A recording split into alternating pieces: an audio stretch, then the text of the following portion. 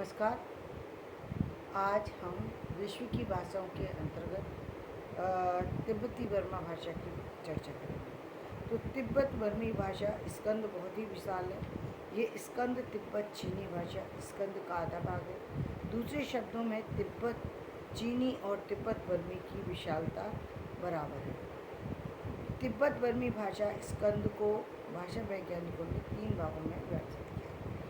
पहला तिब्बत हिमालय, आसामोत्तरी अर्थात उत्तर आसाम या उत्तर आसामी, आसाम बर्मी या लोहित्य। तिब्बत हिमालय भाषा शाखा के अंतर्गत तिब्बत की प्रधान भाषाओं के साथ साथ कई मुख्य बोलियां भी आती हैं। यही नहीं, इसके अंतर्गत तो उत्तर हिमालय और हिमालय का उत्तरी अंचल उत्तरांचल की कई छोटी छोटी भोटिया बोलियां भी आती हैं। आसामोत्तरी अर्थात उत्तर आसामी एक स्वतंत्र शाखा है। इसकी भौगोलिक सत्ता के कारण है, इसलिए इस शाखा की अपनी एक खास और अलग विशेषता है।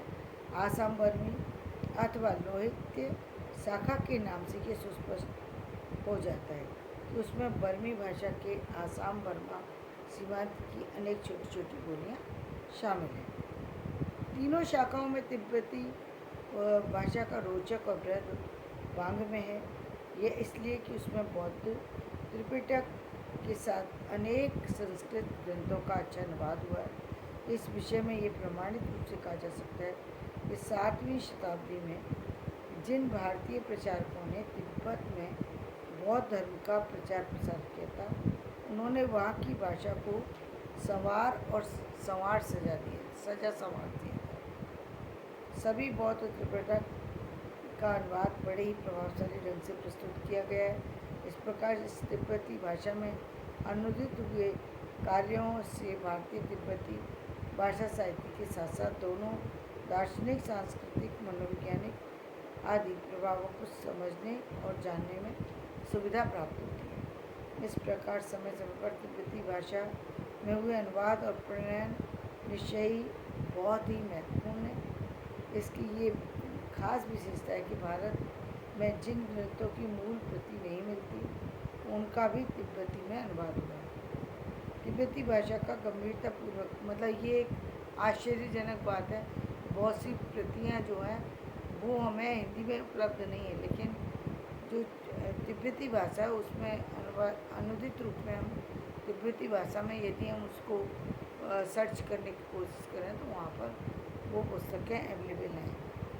यानी चाहें तो हम उन पुस्तकों से वापस से हिंदी में अनुवाद करवा करके उन पुस्तकों को वापस तैयार कर सकते हैं, जो पुस्तकें हमारी आज समाज में उपलब्ध नहीं। तिब्बती भाषा का गंभीरतापूर्वक अध्ययन मनन करने में से ये तथ्य सामने आ जाता है कि इसकी कई ऐसी गौण बोलियाँ हैं जो भारत तिब्बत की सीमा पर प्रचलित हैं। इनके वैशिष्ट्य के आधार पर इन्हें 2 प्रमुख क्षेत्रों में विभाजित किया जा सकता है। नंबर 1 पश्चिमी और नंबर 2 पूर्वी। पश्चिमी क्षेत्र के अंतर्गत आने वाली बोलियाँ बाल्टिस्तान या बोलेर की बाल्तीपुरिक और लद्दाखी बोलियों की वक्ता करीब करीब 2 लोग हैं। पूर्वी क्षेत्र के अंतर्गत बोले जाने वाली बोलियाँ भूटान की ल्योखा, सिक्किम की दांत्रोडिका, नेपाल की शेरपा और कागते और कुमाऊँ गढ़वाल की भोटिया।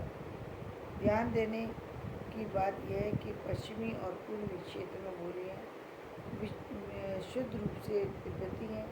इनके वक्ता आदि काल में तिब्बत से भारत आए हैं, अतएव उनका भाषा प्रभाव भी वहाँ पर दिखाई देता है।